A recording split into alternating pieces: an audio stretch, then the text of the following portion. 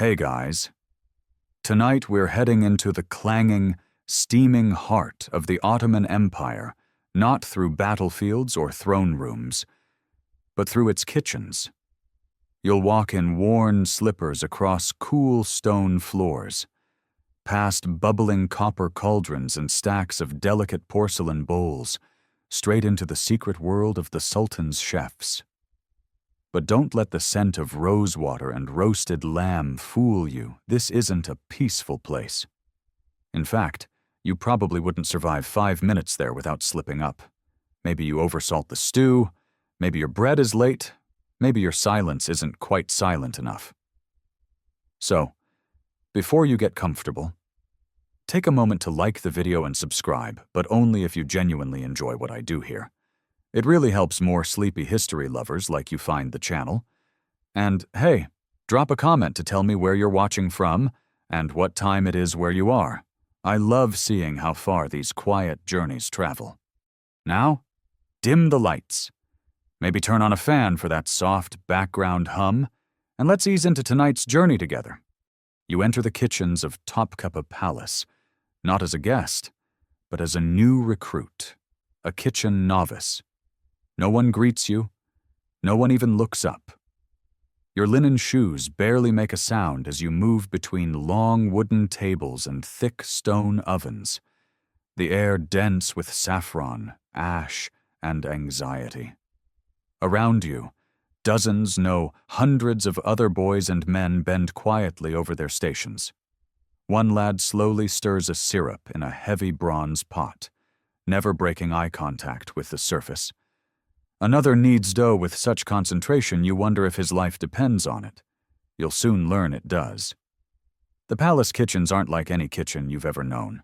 This isn't a place of jolly cooks and cheerful clatter. It's a hierarchy, a machine, a pressure chamber. The head chef, the matba Emini, walks the halls with silent steps and merciless eyes. Beneath him are dozens of submasters, each in charge of their own room, the pilaf room, the sweets room, the sherbet chamber, the butcher's yard. And above them all, the Sultan. Not that you'll ever see him, but his appetite rules every flick of a ladle, every slice of melon, every flicker of flame. Your job: watch, peel, pour, and above all, don't speak unless spoken to. It's strange, really, how quiet it is. The kitchens feed thousands, yet the only sound is the low hum of boiling broth and the scrape of spoons against cauldrons. You quickly learn why. Speak too loudly, or without permission, and your voice might echo into the wrong ears. You remember hearing of one apprentice who made a joke while carving onions. Nothing lewd, nothing treasonous, just a passing remark about the master's crooked hat. He was gone by sundown. Some say he was reassigned to cleaning the latrines. Others whisper darker fates. So, you listen. You mimic. You slice cucumbers in perfect half-moons and line them on platters like scales on a fish. You carry trays with the grace of a dancer. You wipe sweat off your brow only when no one's looking. Your hands become quick. Your feet become invisible. But your nerves, they stay raw. One morning, just before the third call to prayer, you're assigned to help prepare breakfast for the Sultan's second cousin, a nobleman visiting from the outer provinces. It's not a big meal, just eggs, olives, warm flatbread, and honey. Simple, yes, but still terrifying. You're told to watch the honey pot? That's it. Just keep it warm. Not boiling, not bubbling. Just warm. And of course, it bubbles. You turn away for a moment to adjust your sash. It's only a second. But when you turn back, the surface of the honey is frothing ever so slightly. The faintest curl of smoke escaping into the air. It doesn't burn, but it smells wrong. You freeze. Should you swap the pot, tell someone hide it. Too late. The submaster passes by, pauses, sniffs the air and narrows his eyes. Who's in charge of the honey, he asks. But not loudly, not angrily, just evenly, which is worse. You're not brave enough to stay silent. You raise your hand. He doesn't speak again. just points to a spot by the corner, the waiting corner, as they call it. You stand there for nearly an hour, not moving, not allowed to help, just standing, visible to everyone, invisible to mercy. That's your first taste of punishment, and it's just the beginning. Later, you'll hear stories from older apprentices about the boy who dropped a single orange on the stone floor and was made to copy verses of kitchen rules for 3 nights without sleep, or the butcher who cut a lamb the wrong way and was denied meals for an entire day. Historians still argue whether these punishments were ceremonial or cruel. One steward whispers to you while you mop the broth room. But we know they happened. We felt them. You nod, but you don't speak. Not here. Not now. Not until you've survived a few more weeks. But as the sun sets and the ovens cool, there's something oddly calming about it all. The rhythm of the work, the dance of duty, the quiet pride of a fig sliced just right. You're not safe. Not yet. But you're learning the rules. And in the palace kitchens, that might just keep you alive. You wake before dawn. Not from an alarm, but from the rhythm of it, the quiet rustle of linen aprons being tied, the dull thud of firewood dropped into ovens, the distant cough of someone already stirring lentils in the kitchens of Topkapı Palace. Time moves without bells. You just learn to sense when the work begins. You roll off your thin mat and splash icy water onto your face. There's no time to complain. If you're not in place before your master arrives, you'll be marked absent, and 3 absences means banishment to the cleaning pits. Some say it's worse than being dismissed entirely. You slip past rows of sleeping figures, some of whom never really fall asleep, they just lie still. Eyes half open, listening for trouble. At the entrance to the prep hall, a steward waits. Arms crossed, he checks your hands before letting you through. Fingernails, wrists, no ink, no crumbs, no excuses. The kitchens are already alive with quiet precision. In the bread chamber, you see a boy no older than 10 moving dough balls from one table to another, his face blank with concentration. A few steps away, the senior chef, known only as White Beard, is slicing quince so thin it's nearly transparent. You've been reassigned today to the soup division. The soup master doesn't speak much. His eyebrows do most of the talking. You quickly learn that 1 raised brow means faster. 2 raised brows mean start over. And a flat stare with no movement at all, that means punishment is coming. You don't wait to find out what. Your task this morning is simple. Bring the giant iron pot from the storage room to the fire pit.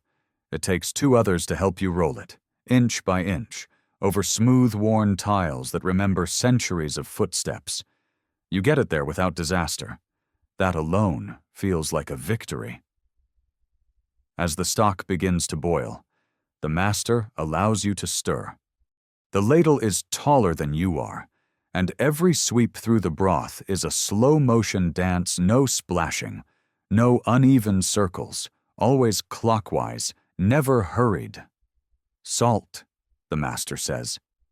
Finally, you nod, you lift the spoon, and then you pause, because in the Ottoman kitchens, adding salt isn't just seasoning, it's ceremony, it's hierarchy, and it's dangerous if done wrong.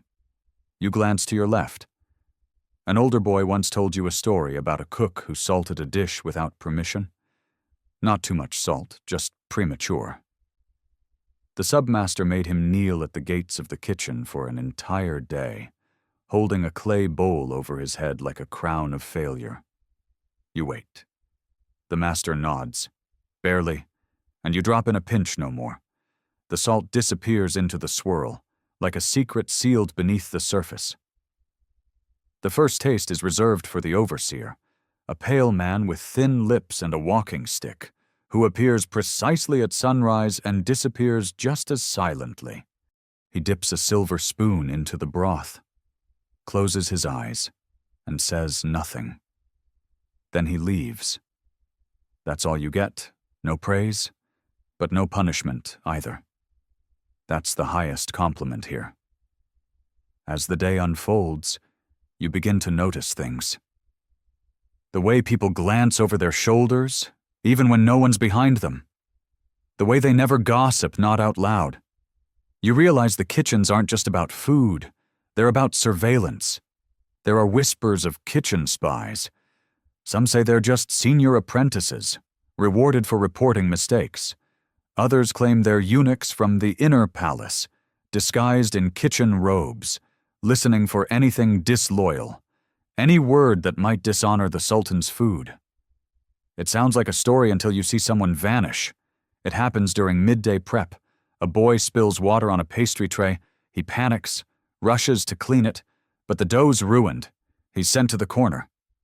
10 minutes later, he's gone. His mat, his apron, even his nameplate above his cot, all removed by sundown. No one asks where he went. You don't either. You learn to speak only in verbs, to look only at the task before you, to nod instead of answer.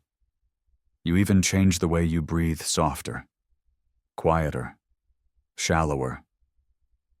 During break, you eat sitting on the warm tile floor near the courtyard. Your meal is simple lentils, barley bread, dried figs. You eat quickly, grateful for every bite. But there's no laughter, no stories, just the sound of chewing and the occasional rustle of a breeze through the narrow window slits. Later, as the sun tilts west, a quiet alarm runs through the kitchen. The bread from the imperial oven is late. That bread, soft, round, brushed with egg and sesame, is meant to arrive at precisely the same moment every day. Not a minute early, not a second late. Because if the Sultan's table is set and the bread isn't warm, someone will pay. The delay is only 3 minutes. But it's 3 minutes too many. You're not involved. You didn't bake the bread. But you see what happens. The junior baker is summoned not by name, but with a single bell tone. He walks, trembling, to the center of the prep room, where the overseer waits. There's no shouting, just a question. Why the boy stammers something about the firewood being damp, the dough taking longer to rise, a miscalculation in timing. The overseer doesn't respond. He simply hands the boy an object, a wooden spoon, painted red. You learn what that means soon enough. For the rest of the day, the boy must wear the spoon tucked into his sash, a visible, silent badge of failure. No one will speak to him. He will serve, clean, and work like usual, but always alone. It's not a beating. It's not exile. But somehow, it feels worse. The red spoon punishment is more common than you thought, almost elegant in its cruelty, public, but silent, shame without scars. A reminder that here, even a crust of bread can break a career. Historians still argue whether these punishments were intended to train obedience or simply to terrify young workers into silence. Some call it discipline, others call it theater. But in the stone shadows of Topkapı's kitchen, theory means nothing. Only survival matters. As night falls, the ovens begin to dim. The last pots are scrubbed with sand and lemon peel. The copper ladles are hung on their hooks like soldiers at rest, and the kitchen slowly returns to stillness. You lie back on your mat, bones aching, arms heavy with the day. Outside, a faint call to prayer drifts over the walls. You close your eyes, and you dream of steam, of silence, of that red spoon you never want to wear. Not ever. The next morning, you wake up to whispers, not voices, exactly more like the soft suggestion of movement, like the palace itself is exhaling. Someone has been punished overnight, and though no one says it, everyone feels it. A sleeping mat is missing. A pillow lies folded too neatly. The bowl of lentils set aside for that person's breakfast has been quietly removed. You don't ask who it was. That's the first rule of surviving here, don't name ghosts. Your hands are sore today. Blisters have bloomed along your fingers from stirring soup, and the cuts from yesterday's peach slicing haven't fully closed. But the pain is quiet, like the rest of the kitchen, and you carry it with you like seasoning part of the dish, not the flaw. This morning, you're sent to assist in the sweets chamber. The room smells of cinnamon, rose water, and burnt sugar. At first, it seems like a dream assignment. No meat to carve, no boiling pots to guard, just trays of delicate pastries and soft, golden dates. But you soon learn the truth it is here that the pressure is highest. Because this is where the Sultan's sherbets are made. Not just any drink, but syrups infused with rare fruits, crushed herbs, and spices so expensive that dropping even a pinch might cost someone their fingers. The sherbet master doesn't speak to you. He just points. You follow. You are given a brass basin and told to crush dried apricots into a smooth pulp. The pestle is heavy, and it takes longer than you think. By the time your elbows ache and your forearms burn, the pulp is only half finished. The master stops by, scoops up a sample with the tip of a small spoon, tastes it, and frowns. Not a word, not a gesture, just the frown. You work faster? That's when you first hear about the spoon test. It's not given to everyone, only to those who seek to rise from apprentice to junior steward. It's said to be fair and terrifying. A long table is set up in the central hall, with 5 silver spoons placed on embroidered cloth. Each spoon contains a different item: a broth, a sweet, a paste, a puree, and a jelly. The test, you must identify the ingredients of each dish perfectly, every spice, every herb, every preparation method. One mistake, and you're sent back to the lowest rank. You scoff at the idea until you see it. That evening, the kitchen is oddly quiet. Most of the apprentices are huddled near the spice shelves, peering through the shadows into the hall where the test is taking place. You join them, heartbeat thick in your ears.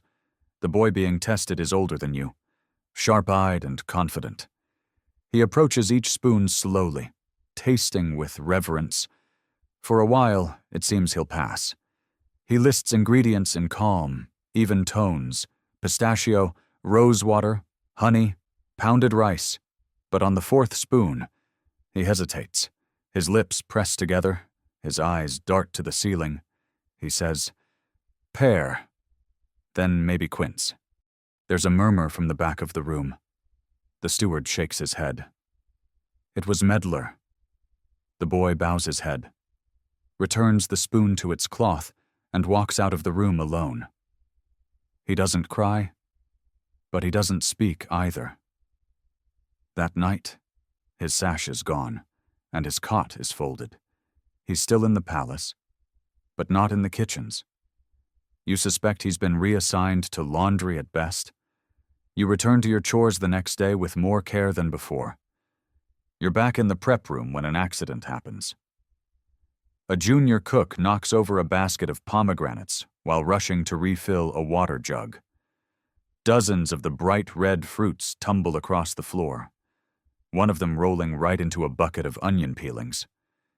He picks it up, wipes it on his sleeve, and places it back in the basket. You see him do it.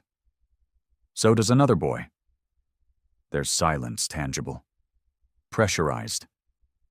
Later that day, during spice inventory, the junior cook is called aside. Quietly, casually, you never hear what's said. But the next time pomegranates are served in the palace, they come from a different crate. The incident becomes known without ever being spoken as the missing pomegranate.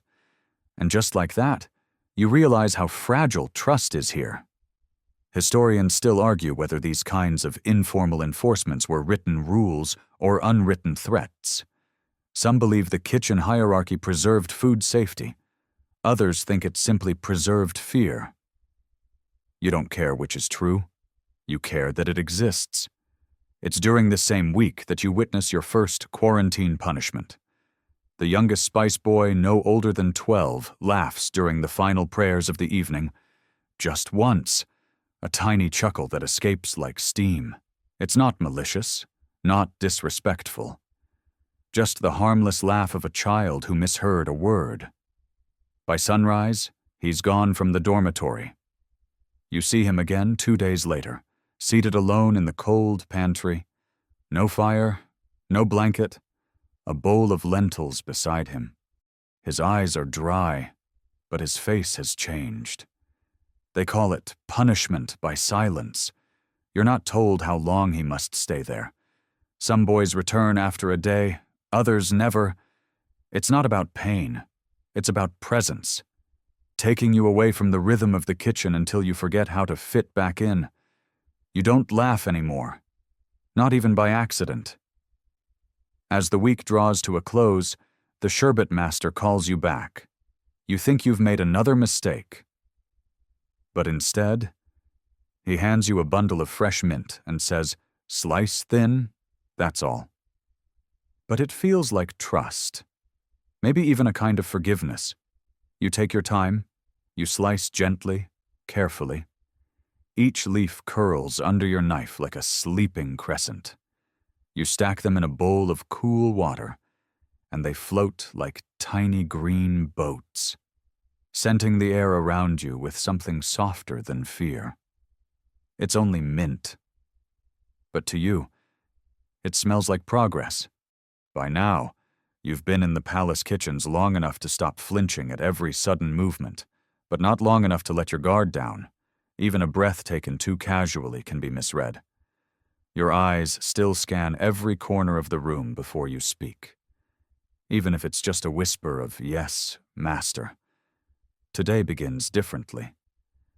You're called to the inner kitchens, the ones closest to the Sultan's private quarters. Few ever go there. Fewer return. A steward approaches at sunrise and hands you a folded cloth. It's deep blue, trimmed in gold thread, the mark of temporary assignment to the Has Mutfak, the Sultan's personal kitchen. No explanation. Just a nod. You feel your stomach tighten. You follow the steward down narrow corridors, past rooms you've only heard about: the honey vault, the almond room, the chilled cellar where mulberries are kept under layers of marbled dust. It's colder here, darker. The air smells less like food and more like duty. In the Sultan's kitchen, the silence is absolute. You're assigned to prepare rose-scented rice. It sounds simple, but the ingredients are tracked, weighed, and measured down to the petal. One misplaced grain, and someone pays. Maybe you. You wash the rice in cool water drawn from a bronze basin that was polished at dawn. Your hands shake, but you steady them by focusing on the rhythm. Soak, swirl, drain. Soak, swirl, drain. Then comes the rosewater from a vial you're not even allowed to open yourself. The steward uncorks it for you, pours exactly 3 drops into a tiny ladle, and watches as you mix it into the pot. You can feel his eyes on your hands the entire time. While the rice simmers, you glance at the walls. They're lined with gleaming copper utensils, each placed in perfect symmetry. No one speaks. No one coughs. Even the flames seem quieter here, flickering with purpose. You serve the dish to the taster, a man whose face you never see clearly, just a shadowy figure who nods once and leaves. And that's it. No correction, no scolding. You think maybe you've done it right. But as you're cleaning your station, you knock over a small silver spoon. It clatters on the floor, not loudly, not dramatically, just a simple, metallic rattle that rolls under a shelf. You freeze. The steward looks at you. No expression, just eyes. You bend slowly, pick up the spoon, and place it back where it belongs. The steward doesn't say a word, but he makes a mark in his ledger. Just a single stroke of the pen. You don't know what it means. Back in the apprentice quarters that night, you ask one of the older boys about the ledger. He shrugs. Could mean anything, he says. A mistake. A warning. Or maybe they're just counting how often you breathe. He laughs. You don't. That's when he tells you about the bread stamp scandal. It happened years ago, or last year, depending on who you ask. A baker had been assigned to prepare the Sultan's daily bread. Each round loaf bore the Sultan's personal stamp, a delicate impression made with a carved seal, dipped in oil and pressed gently into the dough before baking. One day, the stamp went missing, or rather, it returned with a crack down the middle. The mark it left was imperfect, the outer ring slightly warped. Still, the baker used it. The bread was served. The Sultan noticed. He didn't complain, didn't send it back. But by evening, the entire baking division was reassigned. Some to janitorial work, others to silence. The broken stamp was never seen again. No one knows who dropped it. Some say the steward himself broke it and blamed the baker. Others say it cracked from age, and the baker was just the unfortunate one to use it. Historians still argue whether the punishment was symbolic or political. The boy tells you, but we all agree on one thing: don't ever touch the stamp. You nod, filing the warning deep into the folds of your memory. The next morning, you're back in the main kitchen, assigned to stew prep. It feels like a demotion, but also like safety. The pressure here is more physical than psychological. Chop, stir, slice, repeat. But then something happens. The stew for the guards' quarters, a thick mix of chickpeas, lamb, and okra is delivered late. Not cold, but not hot either. Barely warm.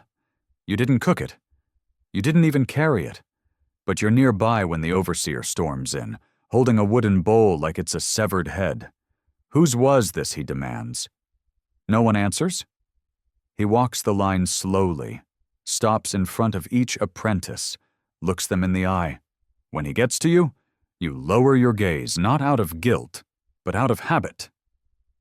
He pauses, then moves on. He doesn't find the culprit, or maybe he doesn't need to. Later that day, a new ritual is introduced, the kneeling apology. Whoever makes a mistake, late food, wrong spice, missed cue, must kneel in the center of the prep room for 1 full hour. Hands open, palms up, head bowed. They may continue working afterward, but no one will speak to them for the rest of the day. The first boy to kneel is the one who forgot to cover the stew pot during transit. His hands tremble, his knees press into the cold tile, his breath fogs the air in little puffs. But he does not cry. You're told to walk past him, not around him. A quiet reminder that his shame is part of your path. Later, you find yourself in the scullery scrubbing pots, grateful to have water and soap to distract your mind. But even here, you can't escape the hierarchy. The brushes are distributed by rank. The best ones, stiff bristles. Intact handles go to senior boys. You're left with a splintered piece of wood and a bucket of lemon water that stings every cut on your hands. Still, you scrub. You keep your head down, because in the kitchens of Topkapı Palace, the worst thing you can be is noticed. You begin to understand that every room in the palace kitchens has its own rhythm, its own scent, its own hierarchy of fear. The scullery, where you've now spent 2 long days, is where shame sinks and clings. It's where bruised boys are sent to disappear for a while, not as punishment, but as reminder. And reminders are everywhere, like the apron of shame you hear about it before you see it. A faded beige apron, stiff with old flour and dark stains, hangs by a rusty nail in the corner of the bread chamber. No one touches it. No one speaks of it. But when someone ruins a batch of dough or burns the edge of a loaf, that apron appears around their neck like a curse. You don't wear it. Not yet. But one morning, you walk into the prep hall to find a boy kneeling beside the ovens, wearing it shoulders hunched, sleeves rolled tightly. face pale and motionless. You don't know what he did. No one tells you. That's not how things work here. The shame is shared through silence. You glance away quickly. To look too long is to invite it closer. That same afternoon, you return to stew prep and are handed a strange task peeling boiled eggs for the Sultan's hunting party. You don't ask why this is considered high risk. You just take the tray and sit by the side corridor, gently slipping the shells from each egg with care. Halfway through, you notice one is cracked, the yolk bulging slightly, imperfect. You consider hiding it. You really do. But instead, you set it aside and inform the steward. He blinks, nods once, says nothing. That night, you don't sleep easily, unsure if honesty was rewarded or just recorded. The next day brings something different. A surprise visit from the Sanitary Inspection Board. 3 men in spotless robes and tall felt hats sweep into the kitchens mid-morning. No warning, no announcement, just the clang of polished boots and the sound of dozens of hearts sinking. They do not smile. They do not pause. Each man carries a cloth satchel, from which they pull small tools, copper spoons, parchment notebooks, and lengths of white string. The string, you learn, is used to measure floor debris. If the sweepings are too long, it means the cleaning boys haven't scrubbed properly. If the grease from the stovetops rubs off onto their gloves, the ovens are scoured again. You are not even in their path, yet you scrub your table anyway, just in case. At one station, they halt. One of the sherbet apprentices has failed to cover a tray of candied orange peels. A single fly buzzes near the edge. The inspector frowns and flicks the tray off the table with his cane. The pieces scatter across the floor, glittering like amber. The boy stands frozen. Then comes the verdict: 2 days with no sugar. For 2 days, the apprentice may not touch sweets, may not assist in the sherbet room, may not even enter. It's not a beating, but it cuts deeper than any bruise. You can see it in the way he stares at the scattered peels, jaw locked tight. Historians still argue whether such punishments were for hygiene or humiliation, an older steward says as he passes you. But I suppose the result is the same. People remember. You nod without thinking. Then immediately regret the movement a reaction can be interpreted, and interpretation leads to consequences. Still, for once, you're not the one under scrutiny, and that feels like a gift. Later that week, the kitchens receive a shipment of dried figs, and you are placed in charge of sorting them. It's peaceful, almost meditative, until a steward appears at your side and mutters, "Come with me." You don't ask where. You're led down a stone corridor, past spice jars sealed with wax and barrels of lemon brine. At the end of the hallway is a small room you've never entered before, the inventory chamber. Inside are ledgers taller than your arms are long, stacked with obsessive records of every olive, every saffron thread, every clove. At the desk sits a senior scribe, eyes magnified by thick glass lenses. He doesn't greet you. He simply lifts a wooden box and places it on the table. "Count them," he says. Inside the box are grapes. Perfect. Dried purple grapes, arranged in neat rows. You don't understand the purpose, but you begin. When you finish, he asks, how many you answer? He writes the number in a ledger. Then he opens a second box, more grapes, and so it goes for hours. At first, you think it's punishment, but as the minutes pass, you realize it's something else. A test, not of counting, of endurance, of silence, of exactness. When the fourth box is finally closed, he dismisses you without a word. You don't know whether you passed. Back in the main kitchen, the rhythm feels unfamiliar after such quiet. A pot boils over near the bread room, and someone curses under their breath. A bell rings 3 times, a signal that something has gone wrong in the egg chamber. The scent of burnt milk wafts through the air, and yet the day proceeds. As always. That night, you overhear something you're not supposed to. A steward and a kitchen aide are whispering behind the spice shelves. "It's the pomegranate thing again," one says.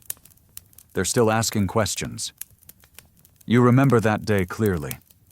The spill, the silence, the fruit returned to the basket. You never spoke of it, and neither did the others, but clearly it hasn't been forgotten. You walk away quietly before they notice you. When you return to your mat, your mind hums with unspoken tension. You lie still, eyes fixed on the rafters, imagining what would happen if the questions ever reached your name. For now, they haven't. But in the kitchens of Topkapı, nothing ever stays buried for long. The next morning, there's a different kind of energy in the kitchen tents. Yes, but not the usual kind. Not fear. Something more like suspense. You notice it in the way apprentices keep glancing toward the main hall. How even the older stewards lower their voices when passing near the spice room. You hear murmurs of a trial, not an official one.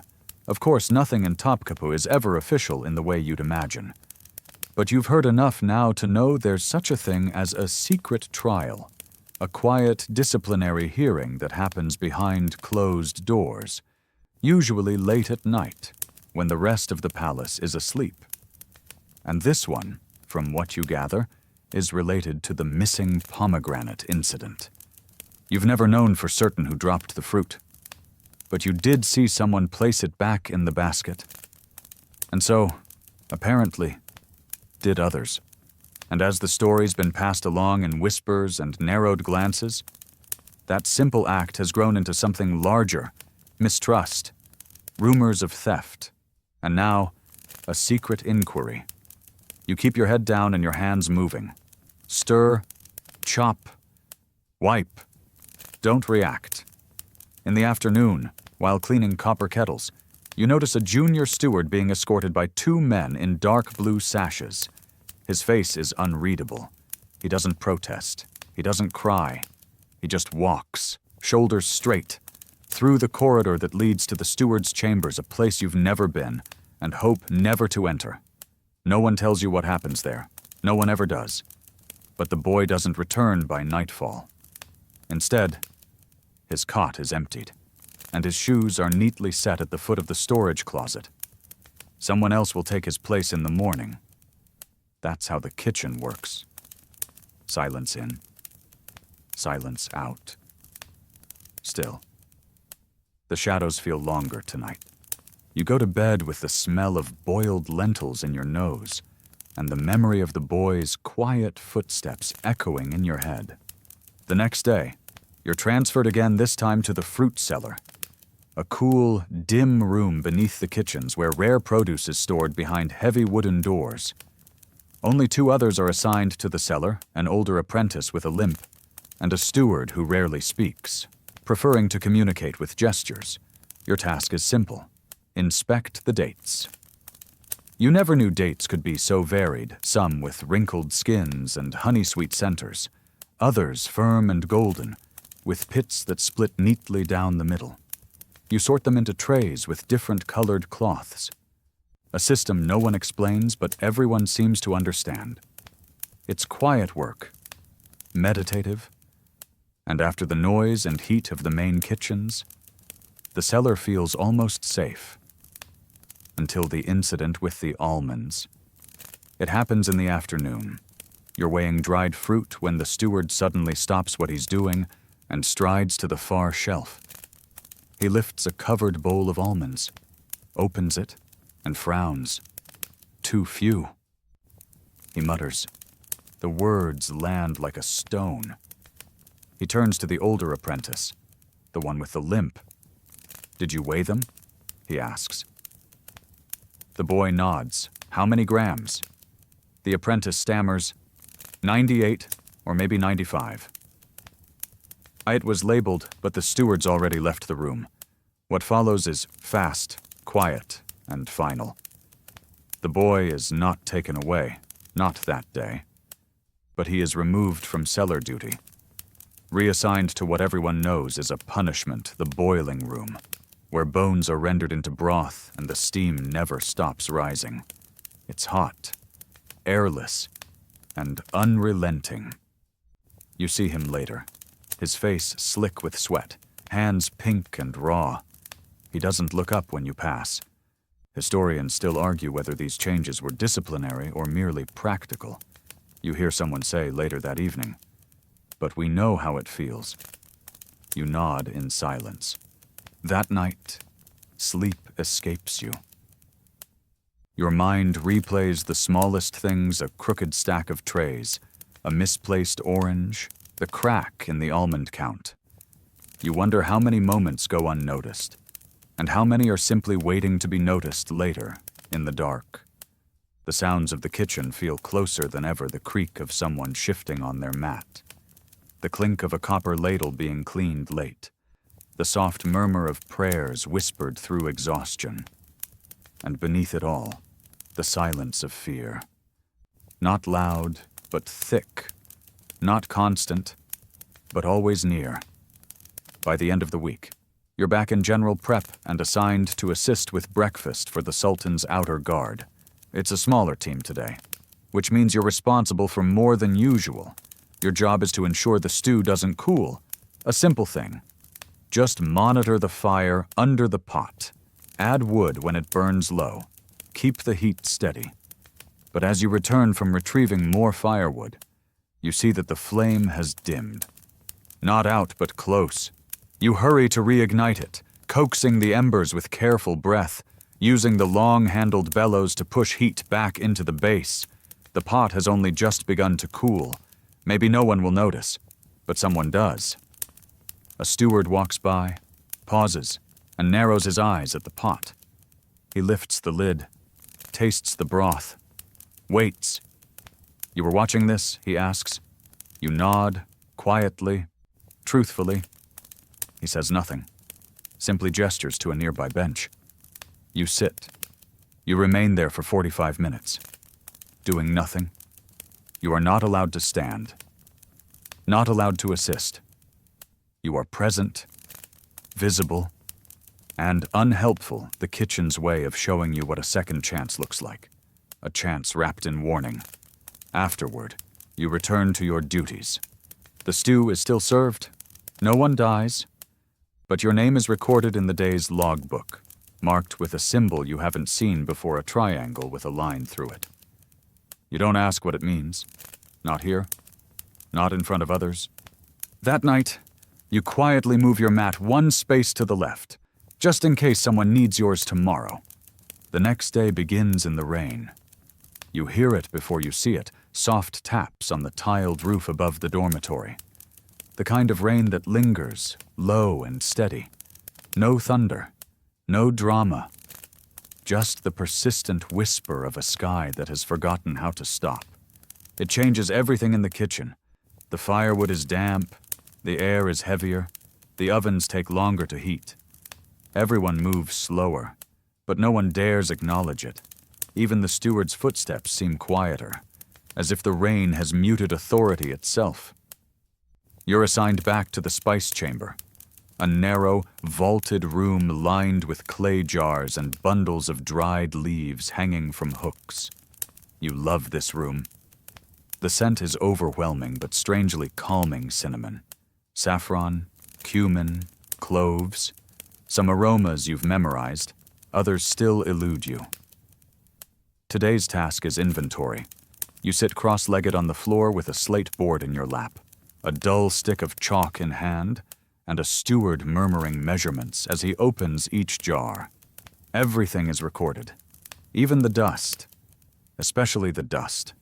Midway through the morning, something odd happens. You hear voices. 2 men, speaking in low tones behind a stack of date crates. Not stewards, not apprentices. Older, confident. You can't make out the words. But one of them laughs not harshly, but with a kind of softness you haven't heard in weeks. You're about to leave it alone when one phrase rises clearly above the murmur they'll never find it. Not in the spice room. You freeze. The steward beside you pauses, too. His hand lingers over a jar of powdered cardamom. You glance at each other just a flicker, and then go back to work without a word. But now your mind won't stop spinning. What were they hiding? And more importantly, who is they? Later that day, you're sent to the herb-drying courtyard, a small open-air space usually full of baskets lined with linen, each holding sprigs of mint, parsley, and thyme left to dry under the sun. But today, there is no sun, just wet cloth and sagging stalks. You spend the afternoon gently shaking moisture off leaves, laying them out again under the awnings. It's dull work. You're alone, and it gives your thoughts too much room to grow. You think about the voices, the laughter, the phrase. You think about the steward's silent glance, the way he didn't question it and didn't explain. You think about the cracked spoon, the triangle in the ledger, the missing apprentice whose shoes were lined up too neatly, and you wonder if there are layers here you've barely begun to understand. After evening prayer, a rare announcement is made: the kitchen watch will begin tonight. No one explains why. No one asks. You've only heard of it in fragments before, when supplies go missing, or secrets swirl too loudly. For 3 nights, a rotating group of apprentices and stewards are tasked with staying awake in shifts, walking the kitchen corridors, checking storerooms and cellars for something. You don't even know what. All you know is that your name is on the list for the 2nd shift. Midnight to dawn. The palace kitchens are different at night. Colder, of course, but also older somehow. As if the walls forget how modern they are, and the whole place sinks back into a deeper history, one of shadows and whispers and footsteps muffled by centuries of fear. You walk the perimeter with a lantern, its flame small and nervous in the dark. Every creak sounds deliberate. Every gust of wind through the lattice windows feels like breath. You're paired with a boy named Hassan. He doesn't speak much, but he walks confidently like someone who's been here longer than his age allows. You pass the scullery, the wine vault, the stone basin where eels are kept alive in cold water. Nothing seems out of place. Until you reach the spice room. The door is slightly ajar. Not open, not wide, just enough to be wrong. You glance at Hassan. He shrugs, but his hand grips the lantern tighter. You push the door open and step inside. It's too dark to see clearly, so you raise the lantern. The shelves look untouched, the jars in place. The air smells as it always does, but on the floor, just barely visible in the low light, is a smear of something dark. Not blood, not wine. Oil. A small streak of cooking oil that glistens on the stone. Unnatural here. This room uses powders and herbs, not fat or grease. Someone has been here. Recently. You both kneel to examine it. But there's nothing else. No fingerprints, no dropped tools. Just that slick, quiet smear. Hassan marks the logbook. That's the protocol. You do not speak of it aloud. By sunrise, the kitchens return to life. But they're different now. Tighter. Like a net drawn just slightly closer around everyone's ankles. The stew boys move faster. The bakers whisper less. The sherbet master wears gloves, even during prep. And there's a steward standing at the entrance of every chamber. Watching, not helping, just watching. The next 2 days pass in careful silence. You do your work. You say nothing. You think everything. The smear, the voices, the triangle in the ledger. What are they watching for? What are you walking through that night, during your final watch? Something happens you don't expect. A kitchen cat, a small black creature with a nicked ear and amber eyes darts across the spice courtyard, pausing to stare at you. You've seen her before. She lives near the waste pile, silent and unbothered. But tonight, she stops beside a barrel of flour and meows once, loud and sharp. You approach. At first, you see nothing. Then, tucked between the barrel and the wall, you spot a folded piece of cloth. You pull it out. It's a kitchen sash, deep blue, trimmed in gold. The mark of someone from the Sultan's personal kitchen. And it's stained not with food, not with blood, but with oil. You stand there for a moment, frozen, the blue and gold sash limp in your hands. It's damp with oil, and something else, a faint trace of ash, like it brushed against a cold oven or a just scraped grill. You look around the courtyard, empty, quiet. The cat has vanished, leaving you alone with the only thing no one in the palace kitchens ever wants: evidence. You shouldn't be holding this. You shouldn't have touched it. But you did. And now your fingerprints are on it. And the longer you stand here, the worse it looks. You should tuck it back. Leave it where it was. But you don't. Instead, you fold the sash tightly and hide it in your apron. You don't know why? Instinct, maybe fear, definitely. But also curiosity, that sharper, quieter kind of fear that makes your thoughts whisper louder than your heartbeat.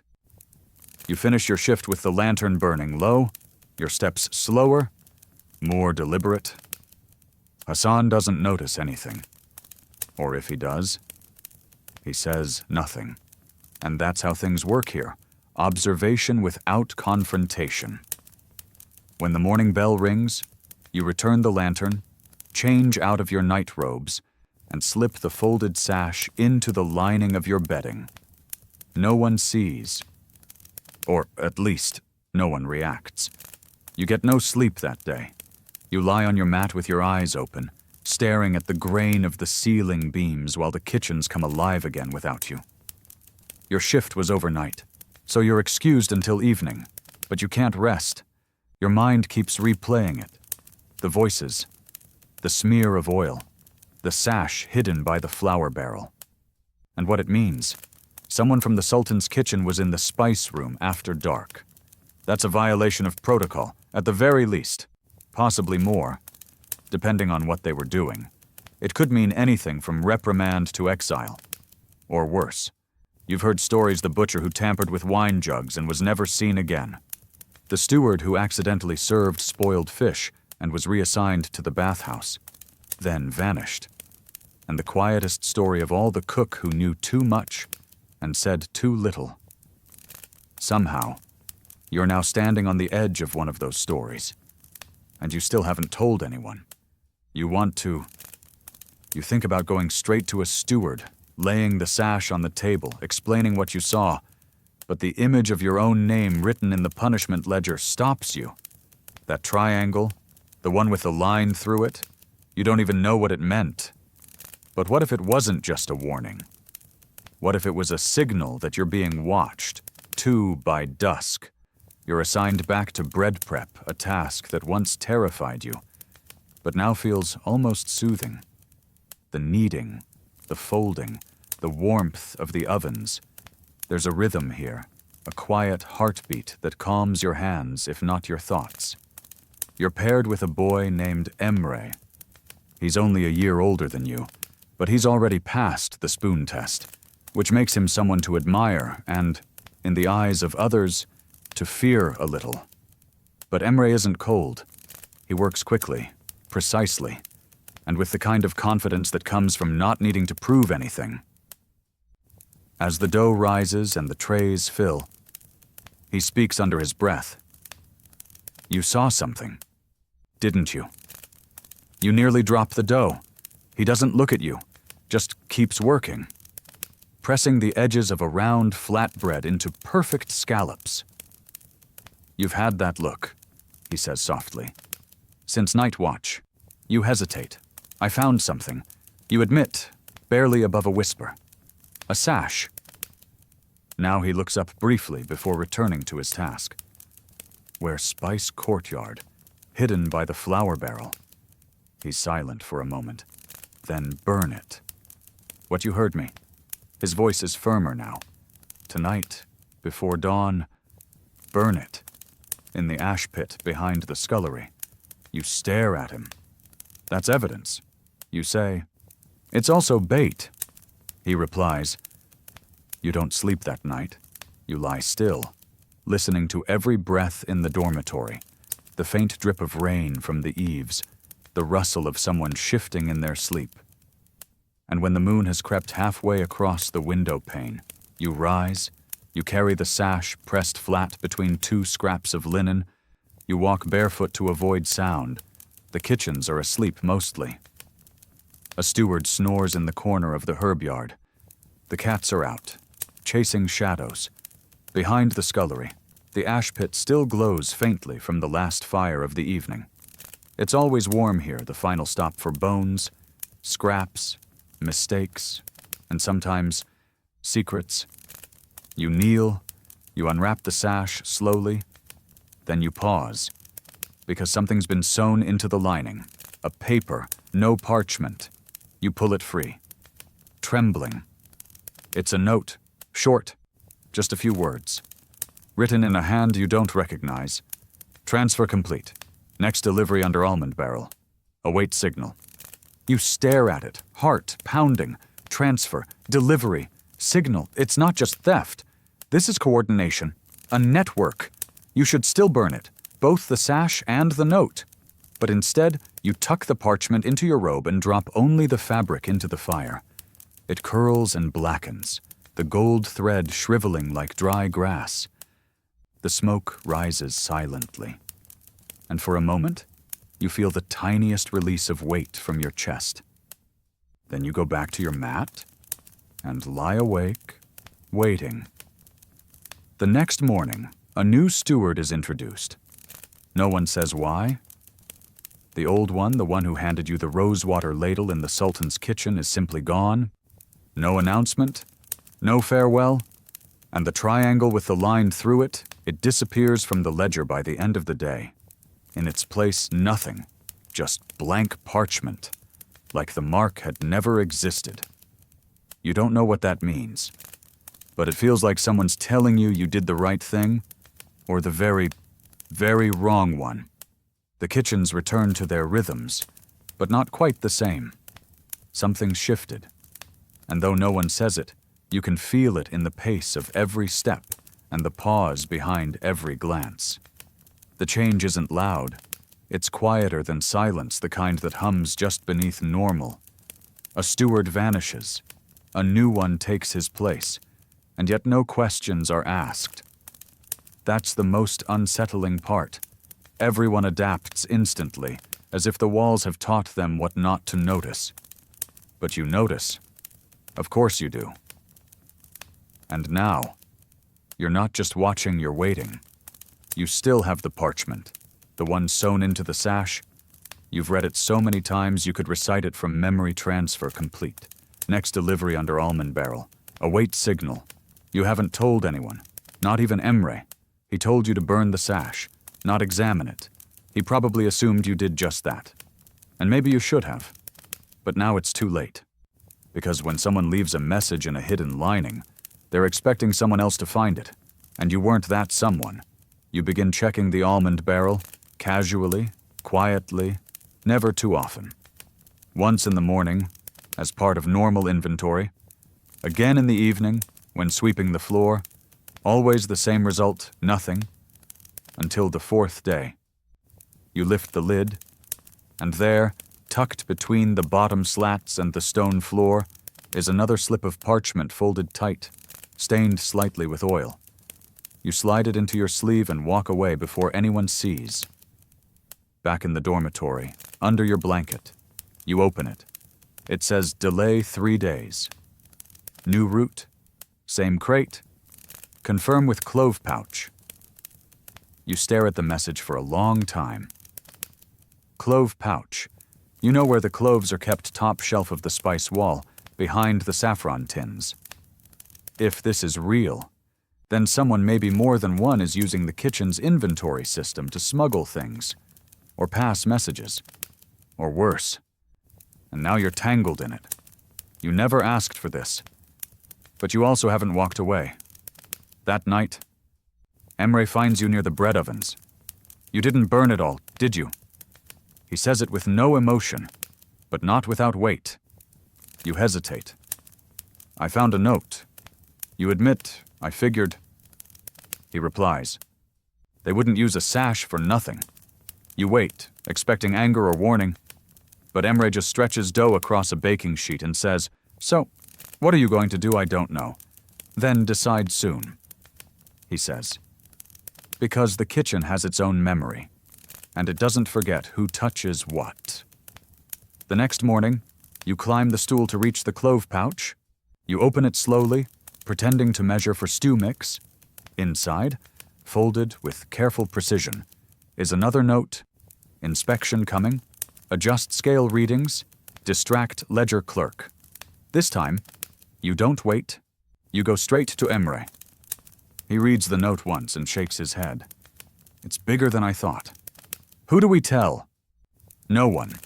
You stare at him. What do you mean, no one? There's no safe steward, he says. Not anymore. You report it, you disappear, like the last one. He's right. You know he is. But that means the entire kitchen might be compromised, not just one or two cooks sneaking out almonds or figs. There's coordination, messaging, a whole structure within the structure. You're not sure what they're stealing, or smuggling, or moving, but you know they're doing it with precision, and that means danger. You and Emre decide on a simple plan: delay the message. You remove the note from the clove pouch and write a new one in its place.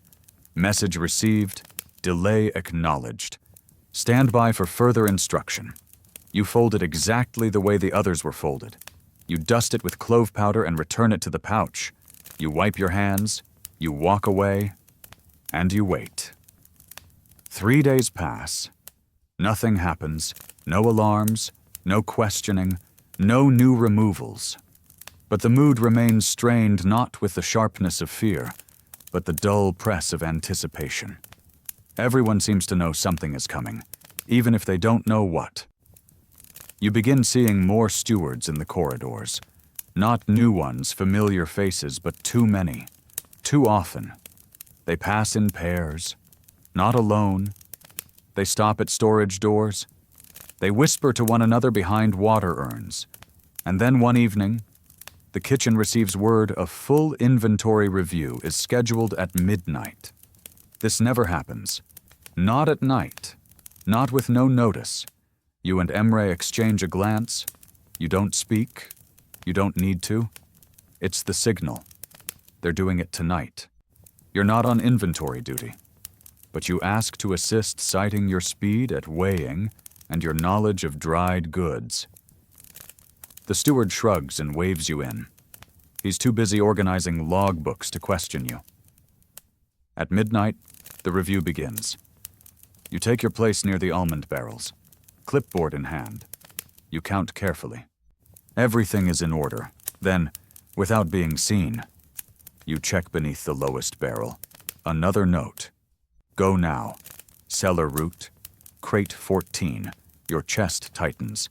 Crate 14 is in the cold cellar, one of the oldest and least visited parts of the palace kitchens. It's used for preserving delicate imports mulberries. Figs, sometimes blocks of ice hauled from the mountains. And now, apparently, something else.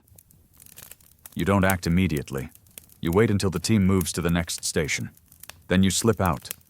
The path to the cellar is long, narrow, dimly lit. You take a candle from the wall sconce and move quickly but softly, your feet remembering how to be invisible. Inside the cellar, the air is colder than you remember, and the silence thicker. You find crate 14. You kneel. You open it. At first, all you see are jars of pickled garlic and pressed quince. But beneath them, wrapped in burlap, is a scroll tube. You lift it. It's heavy and unmarked. You don't open it. You don't need to, because just as you turn to leave, You hear the one sound you weren't prepared for. Footsteps. Approaching. You freeze, scroll tube in hand, breath caught mid-inhale. The footsteps are deliberate, not hurried, not cautious. Whoever they belong to knows where they're going and probably who they expect to find. You blow out your candle. Darkness swallows everything. You back into the corner behind a stack of mulberry crates, your fingers tightening around the tube, the cold wood pressing into your chest like a brand. The footsteps echo louder now, shoes scraping against the stone with a rhythm that sounds almost bored. Then they stop. You hear breathing close, just on the other side of the crates. Whoever it is, they haven't seen you yet. Then a low exhale, a pause, the rustle of burlap being lifted. You don't move. A match is struck. The flicker of a lantern opens a narrow beam of yellow light, enough for you to see the silhouette of a tall figure in steward's robes. His back turned to you, kneeling in front of crate 14. His hands dig through the jars. Methodical. He's looking for the scroll, the one you're holding. You think of stepping forward, confronting him, demanding an explanation. But that's a good way to disappear. Instead, you watch.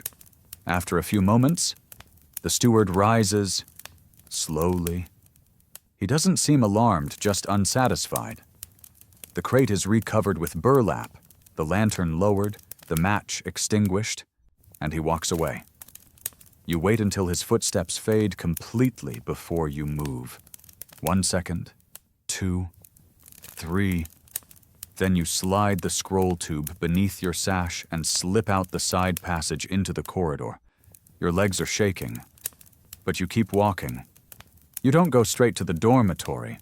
That would be reckless. Instead, you head to the scullery, where the night fire still glows low under the ash basin. You stir it gently, add a scrap of wood, and pretend to tend it while your thoughts race. The scroll is still with you.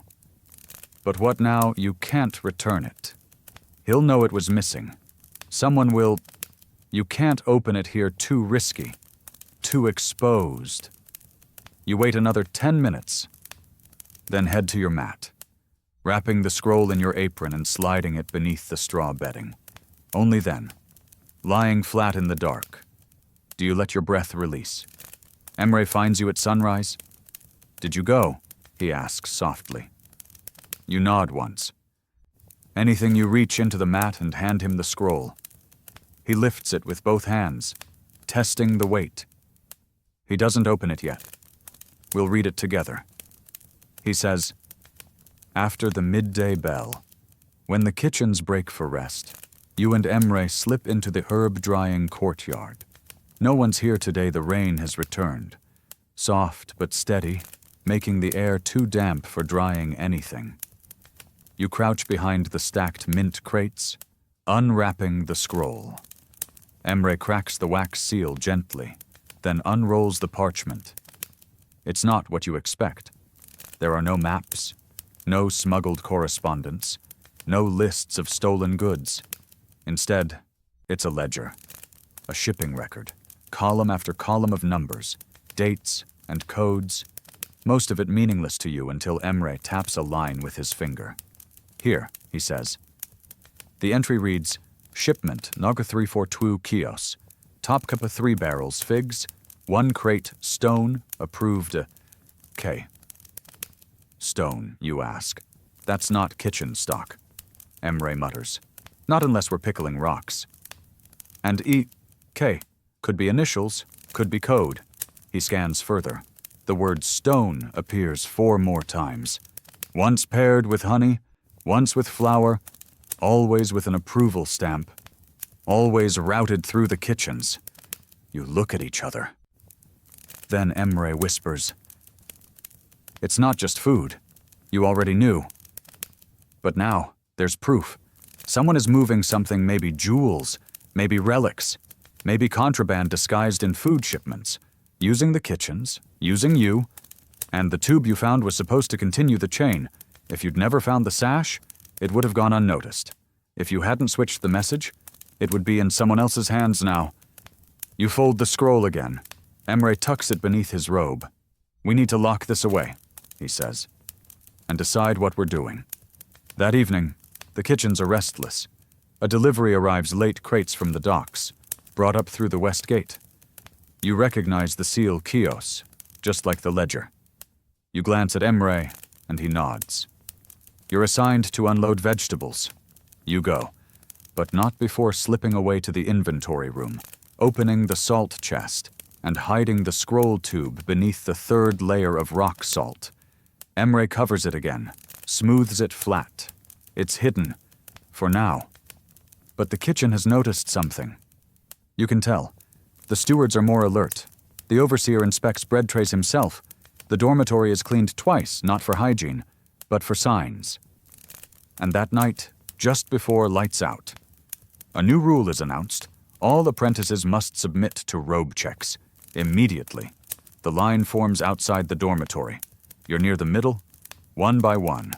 Boys step forward, arms out. Their robes are patted down, hems shaken, cuffs turned inside out. Some are sent back, some are held. When it's your turn, your pulse drums in your ears. You lift your arms. The steward pats you down, finds nothing. You're cleared. Emre isn't. They stop him, whisper something, lead him aside. Your heart plunges. But 15 minutes later, he returns. Pale, quiet, but free. In the dark. You whisper. What happened? They asked about a scroll. What did you say? I said I've seen none. And I haven't. It's true, you've been the one carrying it. You don't sleep. The next morning, the kitchens are silent. No punishments are announced. No shoes are missing. But a new steward stands at the spice room entrance. You don't know his name, but he smiles too much. And he's wearing blue and gold. You avoid looking at the new steward, but his eyes find you anyway. He greets everyone with warmth, too much warmth. A steady smile that never fades. A voice that feels like it's been rehearsed. You've seen stewards come and go, but this one walks like he owns every tile beneath his boots. He speaks the way someone does when they've already memorized the answers to questions no one's asked yet. He spends the first morning observing the spice room. Doesn't give orders. Doesn't adjust anything. Just watches. You notice he takes notes, tiny ones. In a slim leather book he palms like a card trick. You pretend not to notice. But you know he's noticed you. That afternoon, he calls your name. Not loudly. Not in front of others. Just a quiet request as you carry a tray of dried citrus into the herb courtyard. Walk with me, he says. You don't refuse. You can't. You follow him through the east corridor, past the cooling troughs and down the side steps toward the root cellar. It's cooler here, quieter. The air tinged with damp wood and drying shallots. I've heard you're attentive, he says. Still smiling, focused, quiet, all valuable traits. You nod, and curious, he adds. That one lands heavier. I need a few eyes. He continues. Discreet ones, apprentices who know when to speak, and more importantly, when not to. You say nothing. He stops walking and turns to face you fully. We keep this place running because people know their roles. Don't misunderstand me. Loyalty is rewarded. Deeply. But so is insight, especially when delivered at the right time. There's a pause. Have you seen anything unusual lately? The question is casual, almost playful, but the silence that follows it is not. You shake your head. He studies your face for a moment longer than necessary, then nods, patting your shoulder once with a hand that feels too practiced. That's what I thought, he says. Good lad. He turns and walks back toward the kitchens. You stand there a moment, throat dry, skin cold. You've been marked. You tell Emre that night, while rinsing copper bowls in the scullery. He asked if I've seen anything. Emre exhales. Then he knows you know something. What do? We don't blink. Easier said than done. The following days feel like walking on polished ice. You say the right things. You do your work. You answer every call with a bowed head and a steady hand. But the steward's presence never softens. He moves through the kitchens with precision, stopping to ask just enough questions to remind everyone that he's listening. And every evening, the robe checks continue. You and Emre double-lock the salt chest with a rope knot that only you two know how to tie. The scroll remains hidden. But for how long? Then one night, after evening prayer, a message arrives. Written on the underside of a bread tray. Just 3 words. Crate, move, now. There's no signature, no instructions. But the handwriting is the same as the notes you found before. Angular, tight, clipped. It's not just a message. It's a command. They've realized the scroll hasn't moved. They're growing nervous. Emre reads it and frowns. We can't delay much longer. If we move it now, you whisper, they'll be watching. If we don't, they'll know it's us. So you decide. You'll move the scroll, but not to deliver it, to expose it. You and Emre make your plan the next morning. It has to happen during the midday bread transfer, when crates from storage are temporarily relocated to make room for warm loaves cooling on the central tables. It's the only time of day the inventory room goes unguarded for more than a minute. At precisely the 12th bell, Emre draws the attention of the clove steward by accidentally spilling a sack of crushed nutmeg across the hallway. The smell is overwhelming. The dust clouds the air. You slip away. You reach the salt chest. Undo the knot. Lift the lid. Your hands are shaking, but your movements are practiced now.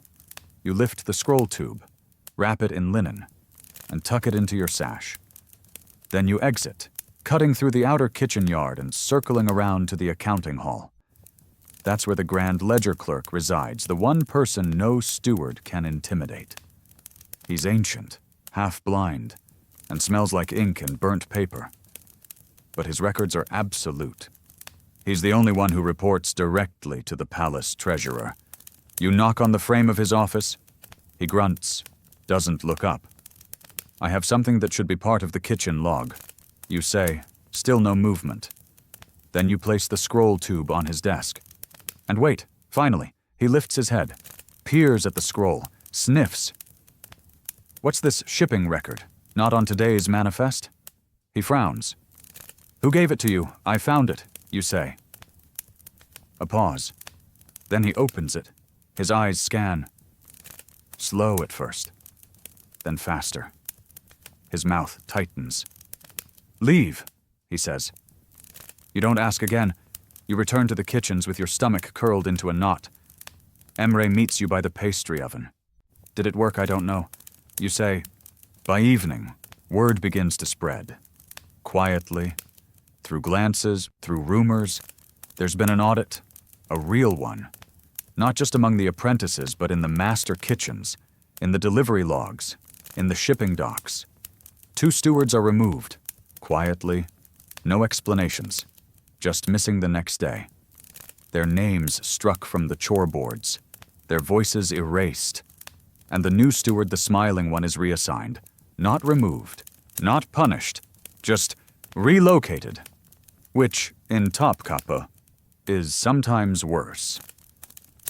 Historians still argue, Emre mutters later, whether these cleanups were justice or just clever politics. You nod, but you know what you saw. You lived it? The next week is quieter than any before. The kitchens settle into something resembling calm.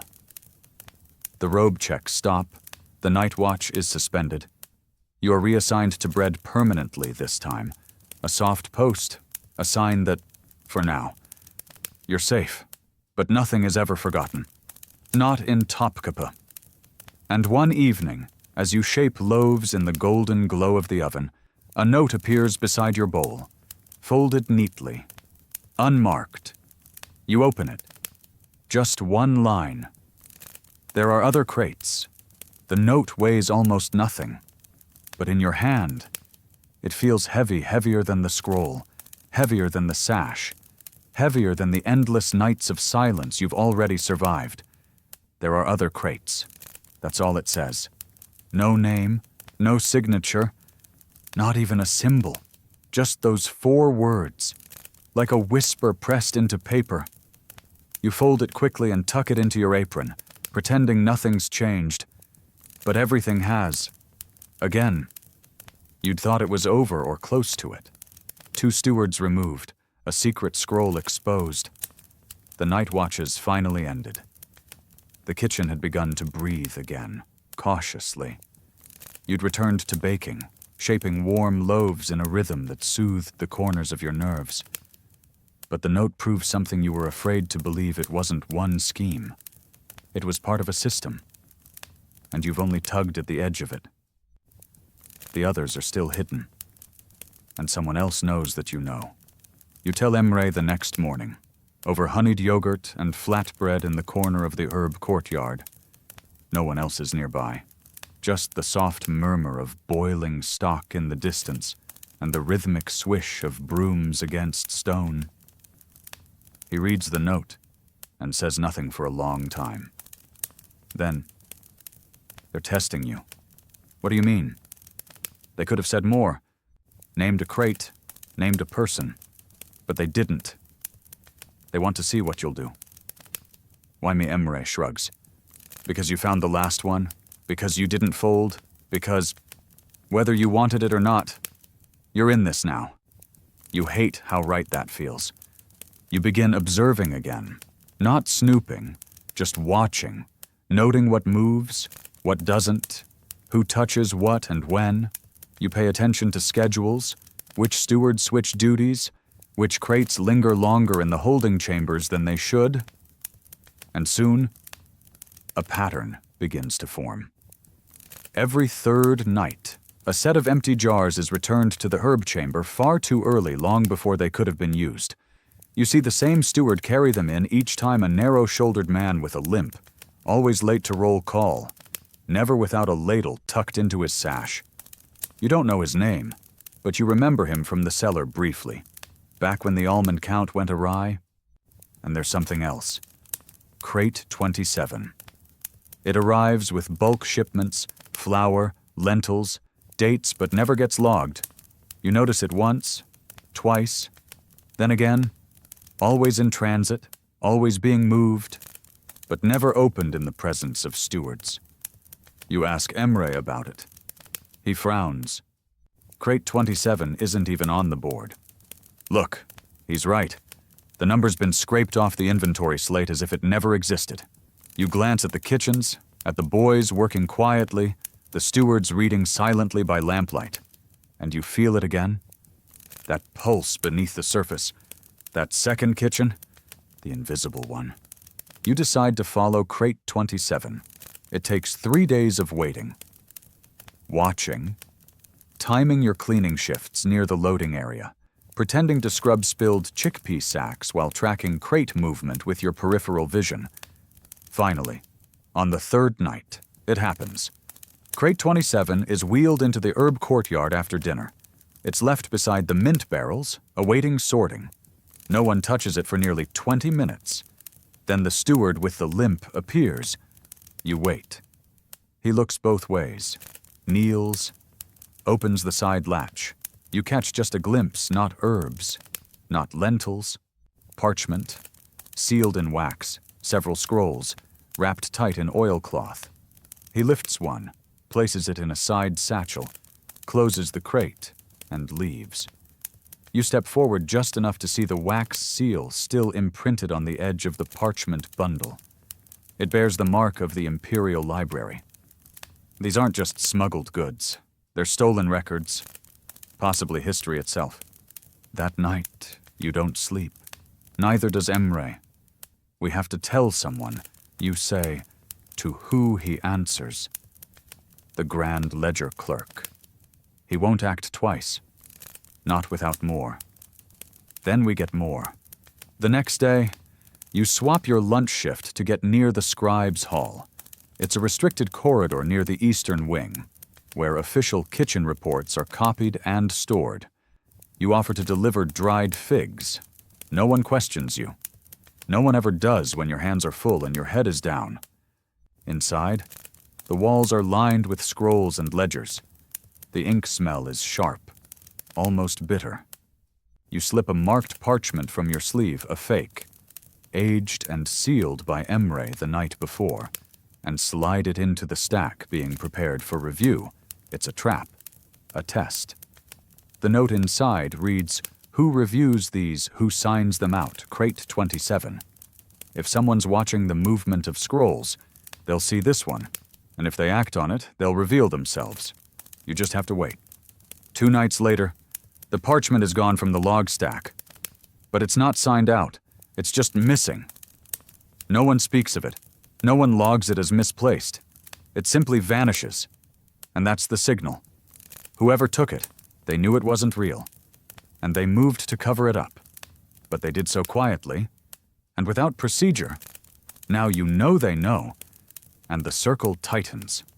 You and Emre meet in the oven yard just before dawn. The fires are dying down. The loaves are cooling on wooden racks. You speak in soft breaths between shifts of silence.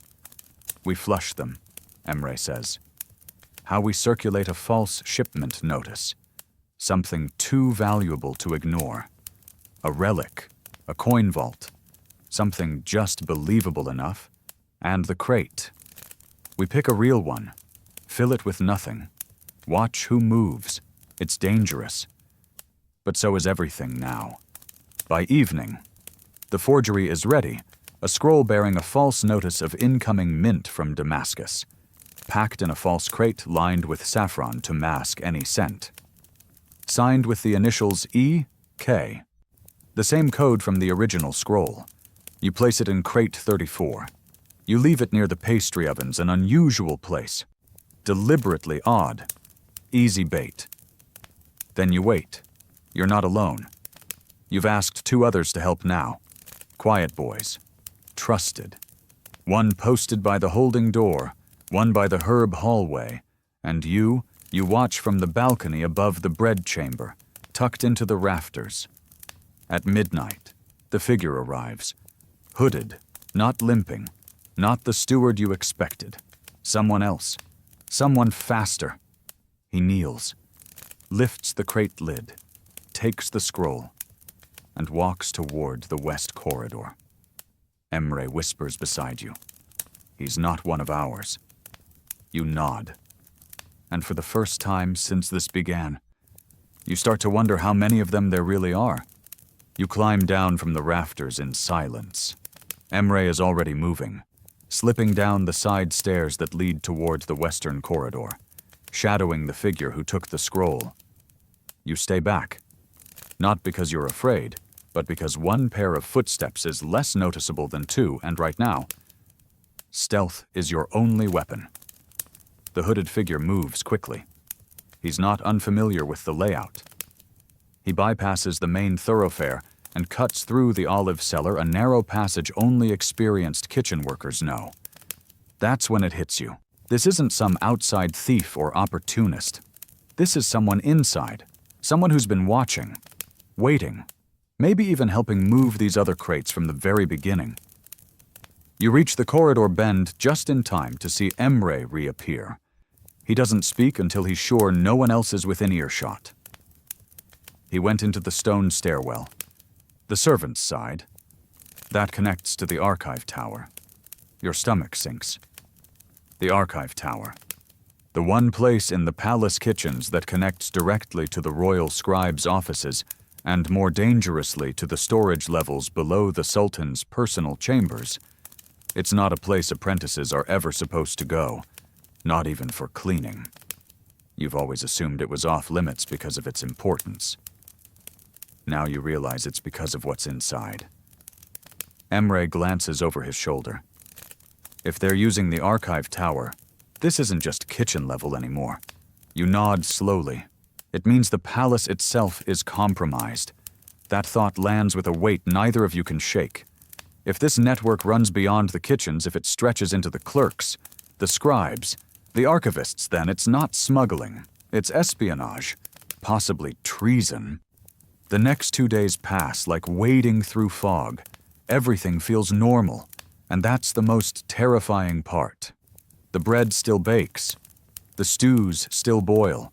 Apprentices still get scolded for crooked cuts and cracked porcelain bowls.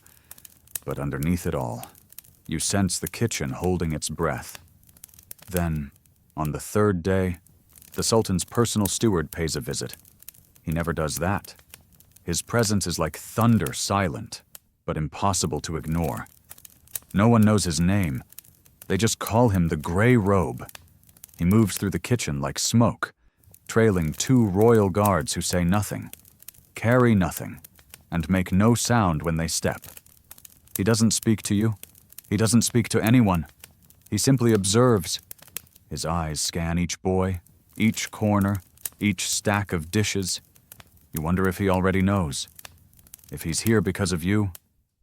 That night, Emre corners you in the dormitory, his face drawn with sleeplessness. "I think it's time," he says. "For what?" "For ending it." You don't ask what he means. You already know. It's not enough to hide scrolls, or reroute crates, or feed fakes to shadows. Whoever's behind this, the real head won't stop unless exposed fully. You need to find them, and to do that, you need to enter the archive tower. It takes another 4 days to plan. The access point is through the western stairwell, which is patrolled irregularly but always guarded by one thing: the waitkeeper, an older servant who logs and certifies every bundle, basket, and box carried through the stair to ensure accurate records. He's not malicious, just meticulous, and his presence makes sneaking anything through nearly impossible. But there's a crack. Every 7th day, he leaves his post precisely at dusk to join prayer in the East Chamber. It's a ritual. Quiet. Undocumented. But you've seen it. You choose that moment. You prepare a crate filled with stale loaves long expired, but still serviceable as a disguise. Beneath them, you tuck in clean robes, a hidden satchel, and a copy of the scroll Emre had fabricated weeks ago. Not to deliver. To bait. The night comes. You and Emre carry the crate together, moving with purpose but not speed fast enough to seem busy, slow enough not to raise questions. The waitkeeper has just left. The stairs are unguarded. You descend. The air grows cooler with every step. The stone walls sweat with old condensation. Torchlight flickers dimly against iron sconces, and the silence grows deeper, heavier, more absolute. You reach the bottom landing. A small door waits ahead, carved with the insignia of the Imperial Library, a crescent, a book, and a flame. Emre pulls it open. What you see makes you stop. The room is vast, much larger than you expected.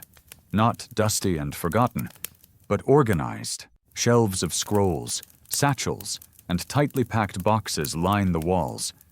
But more shocking are the people, not just kitchen stewards, but scribes, guards, even one man in palace robes seated at a table, reviewing a parchment with a seal you don't recognize. They're cataloging something. A system. You realize then this isn't just a black market. It's an alternate archive, a shadow ledger of everything that moves through the palace food, messages, goods, names. This is a second record. Emre breathes beside you. One of the men looks up, and everything stops. You're spotted, but instead of sounding an alarm, the man stands, calmly. "You've come far for bakers," he says, voice even. "I suppose I should be impressed." He gestures to the others, who make no move to stop you. "We've been watching you, of course, since the first sash." You swallow. "Why? Because curiosity is the only true loyalty," he says. "It means you're not asleep. It means you might be useful." Emre shifts slightly. Useful to what the man smiles not kindly, not cruelly. To knowing the truth about this empire. He steps closer. "We don't work against the Sultan. We serve him better than his own scribes. We preserve what others edit, hide what others erase. You want to say something. Anything. But he raises a hand. You don't have to decide now. You've seen it. That's enough. For now. He turns away. The others return to work. And somehow, the door behind you opens on its own as if inviting you to leave. You do. Back in the kitchens, nothing changes. But everything has. Because now you understand. There are two kitchens, two sets of scrolls, two truths, and you're walking the line between both. You return to the kitchens before dawn, moving silently through corridors that now feel thinner, more transparent, like a veil has been lifted and behind it was not darkness, but something worse, calculated structure. You say nothing to the stewards. No one stops you. You and Emre slip back into your dormitory without raising suspicion. Your hands still smell faintly of old ink and candle soot. Your knees ache from crouching beside crates not meant to be touched. But your mind has never been louder. You lie on your mat, staring up at the rafters. You replay the man's words again and again. We preserve what others edit, hide what others erase. It didn't sound like defiance. It sounded like conviction. And somehow, that's what unsettled you most. They weren't stealing. They were archiving. Not treasures. Not secrets. Truths. Emre doesn't sleep either. You can hear him breathing across the room. Not heavily, not restfully. Just enough to remind you you're not alone. At midday, you return to bread duty. The ovens crackle. The dough rises. Everything moves as it always has. Only now. You notice more. A boy rolls flour sacks into the scullery, the same boy you saw near the spice courtyard 2 weeks ago, pretending to sweep. A steward counts olives aloud, but double-taps one jar as if signaling something. A parchment crate sits unattended for 30 seconds too long near the northern pantry. None of it means anything, but all of it means something. You realize this network, this alternate archive, isn't a rogue cell operating in secret.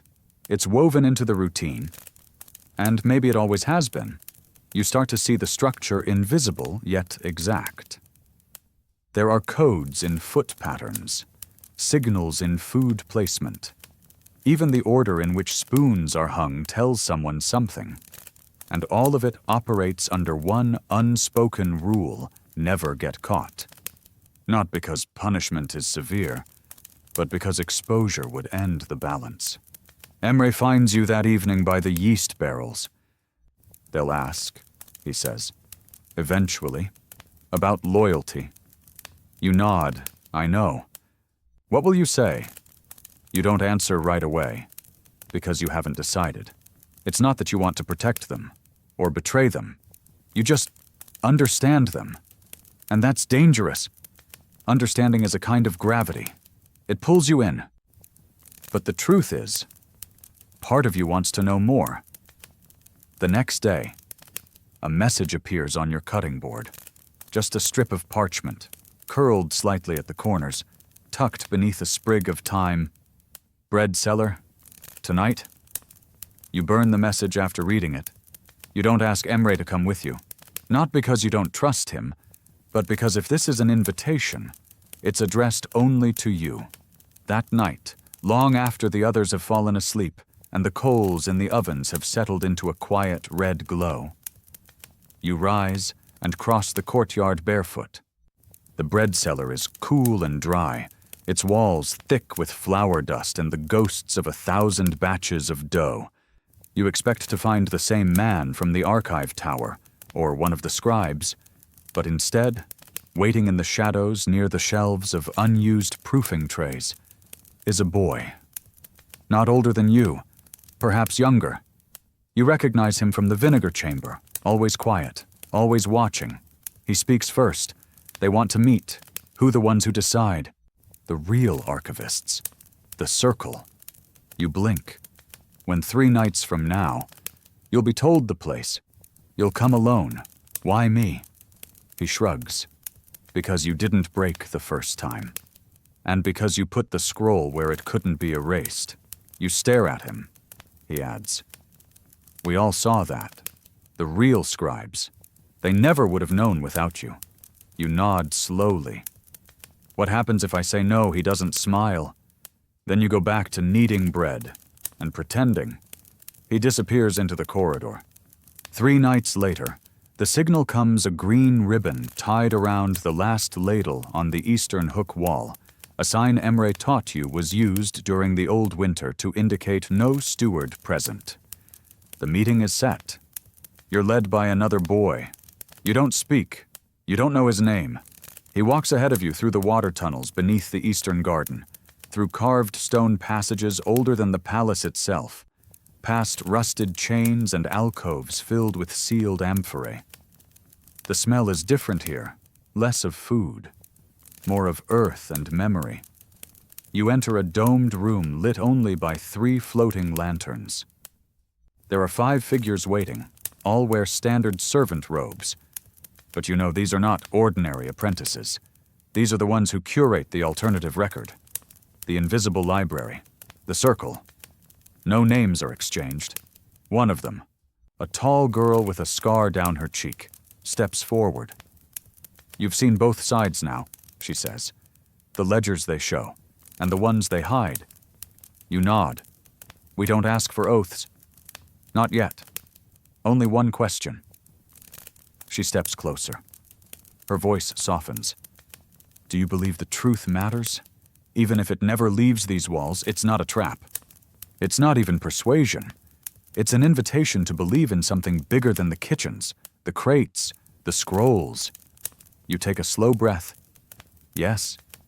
You say. The girl nods once. Then she lifts a satchel from the floor and hands it to you. Inside is a bound stack of parchment marked with the imperial seal but annotated in red ink. Margins filled with corrections, crossed out passages, notes that reshape entire entries. You open the first page. It's a rewritten recipe log for the Sultan's private table, but with annotations exposing which ingredients were supplied by foreign merchants who also happened to hold influence in court decisions. It's a record of subtle power, food as leverage, dish by dish, trade route by trade route. You look up, and the circle is watching you not for answers, but for comprehension. And you understand? This has never been about smuggling. It's about memory, about keeping the truth alive even if no one hears it, even if it never escapes the kitchen walls. You return to the kitchens before dawn, carrying the satchel pressed close to your side, your fingers still tingling with the weight of what it contains. Not jewels, not gold, but something far more dangerous in a palace built on hierarchy and illusion, unedited memory. You hide the satchel where the circle instructed, not in your bedding or beneath your clothes, but inside the hollow leg of an unused spice rack in the northern storeroom. No one ever checks there. Not even the ledger clerks. The leg is cracked at the base, packed with cinnamon dust so fine it clogs the air if you stir it too quickly. It's perfect. You wash your hands 3 times before returning to the bread station. But no amount of water washes away the shift you feel in your body. You move like yourself. Speak like yourself. Answer stewards with the same bow you always have. But inside, you're no longer a servant. You're a witness. And everything has changed. Over the next week, the circle sends no messages. You don't expect any? That's the rule. You return to routine rising at dawn, kneading until your wrists ache, counting lentils in perfect handfuls, slicing figs so cleanly the seeds fall like dust. You speak when spoken to. You laugh, once when another apprentice spills salt on a steward's shoes. No one suspects. But you see them now, not just the figures you met in the cellar, but others, the outer edges of the circle. Their movements are subtle, but recognizable if you know what to look for. A clove pouch tied upside down. a water jug tilted slightly east on the shelf. 3 ladles, laid left to right with their handles overlapping. Signals, like a second language spoken without words. You and Emre don't discuss it often. When you do, it's brief, coded. Not because you fear each other, but because you both know that the more said aloud, the more fragile this balance becomes. Besides, the circle has made it clear trust is earned in silence. One morning, a new shipment arrives from the southern docks. Nothing unusual. Crates of grain, barrels of vinegar, a small batch of pistachios marked for the Sultan's personal confectioner. You're assigned to assist in cataloging. You roll your sleeves, lift lids, mark quantities. Then you find it, a jar of honey. Normal on the outside, but the seal is wrong, too new, too smooth. It hasn't been handled. It's been planted. You recognize the code burned into the wax. W3L27, W3 Western Storeroom, Shelf 3.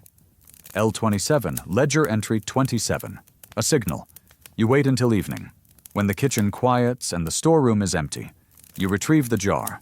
Inside, tucked just beneath the wax lining, is a sliver of parchment wrapped around a string of cloves. The royal inkmaker falsified 8 scribe records, 2 removed, 1 returned. Confirm contents of archive drawer 12B. You read it twice. Then you burn it, cloves and all. The next day, you visit the herb corridor under the pretense of collecting time. The ink clerk passes you on the stairs. You make no eye contact. Later, you find the time to slip into the archive wing. Clean linens over your shoulder. You've memorized the passage to drawer 12B. It's behind a curtain of drying saffron-rich red strands that blind the eyes and perfume the air enough to distract anyone nearby. Inside the drawer, a single scroll. Short, sealed in black wax. You don't open it. You don't need to. You count the strings tied around its middle. 3 knots, 1 loose. That's the confirmation. You reseal the drawer. Walk out. Another thread added to the web. Weeks pass. Slowly, softly, but never emptily. And then the circle sends another message. This time, it comes not by note or hidden seal, but through Emre. He finds you in the scullery, where steam clouds the air and no one listens too closely. They want a copy made, he says. Of the baker's tax scroll, your throat tightens, the royal one. He nods. It's a minor record, a supply log, but someone altered it. The original is gone. The version now says the Sultan's kitchens used twice as much grain last season as they did. And why, he looks at you. Because someone's using the surplus to fund something else. And the kitchens are their shadow. You don't ask what. You don't want to guess. Instead, that night, you retrieve the tax log from its place beneath the linen shelves. You spend 2 hours alone in the weighing chamber, tracing each line onto fresh parchment with a charcoal stylus. You copy everything, even the errors. Especially the errors. Then you slide your copy into a proofing tray bound for the storage oven. 3rd shelf from the top, behind a loaf that will never be served. The circle collects it before dawn. And once again, the kitchen moves on. Until one evening, the balance breaks. It begins with a steward's cough, a loud one, too loud. He coughs twice more during dinner service, just as the serving trays are being moved. The sound echoes strangely, like a call. Emre notices first. That's not his cough. You turn.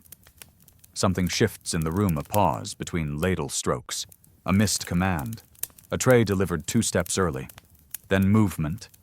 3 guards enter the prep hall. Quiet, but not discreet.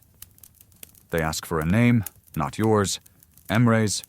You move instinctively, stepping between him and the guard, but Emre's hand on your arm stops you.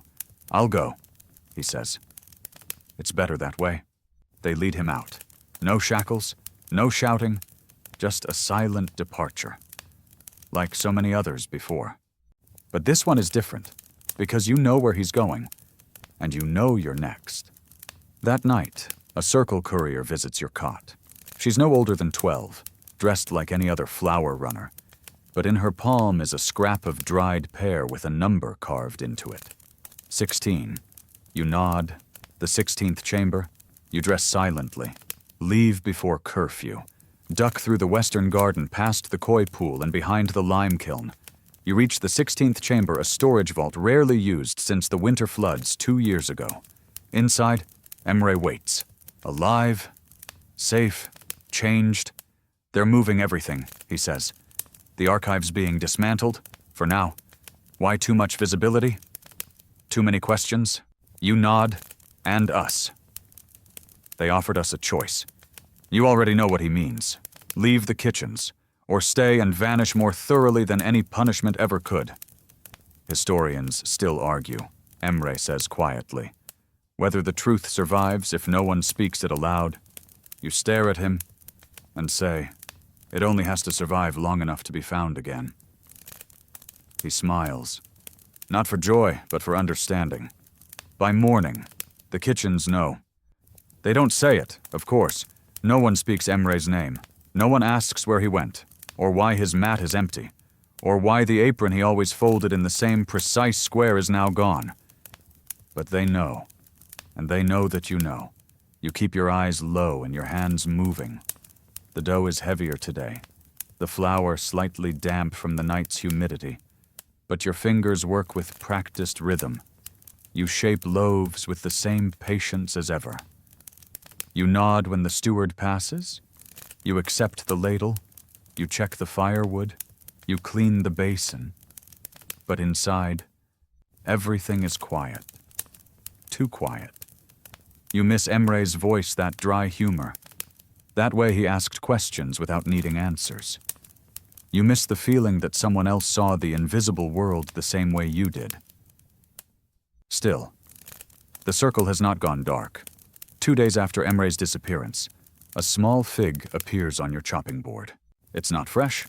It's dried.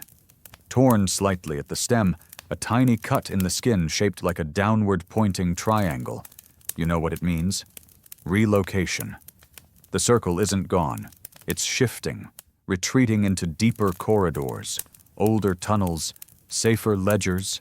You wait, as instructed, and on the 4th night, a note arrives tucked into the flour bag. Cellar oven. Noon. It's not a place anyone uses. Not anymore. The old brick hearth at the far end of the root cellar hasn't been lit in years. It was built too low and smoked out the upper corridor every time it was stoked. But for a message, for a handover, it's perfect. At noon, you carry a tray of stale loaves into the cellar. No one stops you, they assume you're discarding them, feeding the courtyard birds or delivering them for reuse in broth. You pass down the narrow stairs and turn into the chamber. Dust coats the hearth. Spiderwebs glitter like threads of glass between the soot-black bricks. You crouch by the oven mouth. Inside a parcel wrapped in waxed cloth, no larger than a loaf of rye. You pull it out, untie it. Inside is not parchment. It's a map, hand-drawn, faint lines, uneven ink, but detailed. You recognize sections of the palace, not the visible ones, but the hidden ones. The waste tunnels, the water ducts, the crawl spaces between stone and smoke. And marked in red 7 small circles. You trace one with your finger. It's the corridor behind the grain room, where the tiles shift slightly underfoot. Another aligns with a hollow beneath the dormitory. But the 7th, is in the wall behind the Sultan's audience chamber. You sit still for a long time, listening to the silence. They're not just preserving records anymore. They're building a route, a path, something bigger. That night, you enter the grain room and test the tile. It lifts. Beneath it is only darkness. But you can feel the air moving faint, slow, like breath through a cracked door. You replace the tile, straighten your apron, and return to your chores. but your mind stays in the tunnels. The next morning, the palace holds a celebration. You're told nothing of its purpose, only that more food must be prepared. Double rations, silver trays polished, sweets infused with saffron and garnished with sugared almonds. The kitchens are chaos. And in chaos, movement becomes easier. You slip away during the sugar boil, when the air is thick with steam and the steward's vision is fogged. You take the service corridor to the eastern wall and descend into the tunnel near the broken olive press. The map is etched in your memory now. You move fast, through the stone hollow where old scrolls were once hidden, past the rusted iron door marked with salt, around the sealed cistern that no one remembers anymore, and finally into the seventh circle. It's a room, small, windowless, lined with clay pots filled with sand. The walls are marked with chalk lines, dates, quantities, brief notations in shorthand, and in the center, a table. On it, one scroll. You unroll it slowly. It's a replica of the Sultan's official grain allotment, not the falsified one stored in the public archive, but the original. It confirms everything the circle suspected. That surplus grain was never delivered to the kitchens. That entire shipments were diverted. That someone or several someones have been reshaping the empire's food chain for years. And behind it all is a symbol you've never seen before, a green crescent with a single vertical line drawn through its center. You memorize it. You burn the scroll. When you return to the kitchens, the celebration is in full swing. You move through it unnoticed, just another apprentice holding a tray of dates. But your hands shake slightly, because now you know the truth not just about food, but about power. In a palace like this, food is not just nourishment. It is record, it is wealth, it is silence and rebellion. That night, back at your mat, you find another note, tucked beneath your cot, almost carelessly. He's waiting, just that. And a date. You don't know if they mean Emre, or the man from the archive tower, or someone else entirely. But you'll go. You have to. Because the deeper you go, the more you understand the kitchens are not where the truth ends. They are where it starts. And it's not about survival anymore. It's about keeping the memory intact, even if it never makes it to daylight, even if it outlives you. You don't sleep that night. You lie in the warmth of the dormitory, the quiet snoring of boys all around you, and stare up at the ceiling beams like they might part and show you the sky. But you know better. The kitchens of Topkapı were never meant for open air.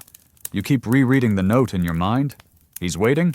It doesn't say where, but the date is clear, and that date is today. So before sunrise, while the coals are still being raked, and the prep tables have yet to be scrubbed, you step into the corridor. Not fast, not hesitant, just one step, then another, toward whatever comes next. You take the route through the unused herb vault, duck under the broken shelf, and follow the wall until it curves left toward the forgotten marble laundry, the one sealed after the fire 2 winters ago. You press the latch behind the old basin and push the door open. The man is already there. The archivist, the one from the tower, the one who looked at you not with suspicion, but with interest. He doesn't greet you. He simply gestures toward a wooden stool opposite him. You sit. On the table between you are 3 things: a blank scroll, an empty satchel, and a seal the same green crescent with the vertical line that you saw on the grain document. You've seen it now, he says, more than most ever do. You nod. Then you understand why it can't be spoken. You nod again. He leans forward slightly, elbows on knees, his voice low and calm. There are 2 records in every empire, one that feeds the story and one that feeds the truth. He taps the seal with his finger. We keep the second. You wait, listening. This kitchen, he says, gesturing upward vaguely, is not just a place to serve food. It is the spine of the palace. Every chamber, every noble, every scribe, they all depend on what passes through here. So when the story begins to rot, it rots from here first. You glance at the seal again. And what is that? He smiles faintly. A quiet symbol. It means a record was saved without being seen. Then, more softly. You saved many? You don't know what to say. Praise isn't common here, not in the kitchens, and never from someone this high in the invisible order. He slides the satchel toward you. You open it. Inside another scroll, but this one is different. Wrapped in oilcloth, weighted by a stone, and sealed not in wax, but in clay. You lift it. Deliver this, he says, to the mirror room. You blink. That's not a real place. It is, he says, but only for those who know where to stand. He explains. A corridor in the Palace of Pages, the one that reflects a sliver of afternoon light against the stone wall just above the scribe's stairwell. When the sun reaches that height, a shadow forms a perfect square. Behind that square is a loose brick. Behind the brick, a door. You look at the scroll again. What's inside history, he says, or something close enough. You go immediately. The walk to the Palace of Pages is long, but uneventful. You carry the satchel under your robe, arms pressed close to your sides, passing clerks and stewards with the calm of someone who belongs. When you reach the corridor, the light is there, a square of gold, hovering just above eye level. You wait for a moment when no one is around, then press your fingers to the stone. It shifts. The brick gives way with a dry scrape, and behind it a handle. You pull it open. A narrow stair descends. Not far, just enough to lead into shadow. At the bottom, a small room, empty, save for a polished sheet of obsidian mounted to the far wall. It reflects not like a mirror, but like a still pool of water. You step closer. In the reflection, you see yourself, but also something else. A second door behind you. You turn. It's there. You hadn't seen it when you entered, but it was there all along. You push it open. Inside shelves, scrolls, tablets, letters, bundles of reed paper. None labeled, none organized, just memory raw and unpolished. You place your scroll on the center table. It joins the rest. The clay seal cracks slightly as it touches the wood. A tiny fissure, almost unnoticeable. But you know what it means. You turn back. As you leave, the second door vanishes. And when you look back in the obsidian, it's just you. That night, you return to the kitchens. Nothing has changed, but everything feels different. You bake your loaves, you stir your pots, you smile when spoken to, you sleep eventually. But inside, there is a new stillness, because you know now that your work, your real work, will never be seen, never be recorded, never be praised. And that's the point. You are part of something older than praise, older than kitchen scrolls, older than the empire itself. You are part of memory, the invisible kind, the kind that waits for the right person to find it. The next morning, you wake early. A small parcel sits at the foot of your mat. Inside a single clove and a note. You've been added. You close your hand around the clove, you smile, then you rise, and you return to the ovens, where the fires never die. End of script. Sweet dreams.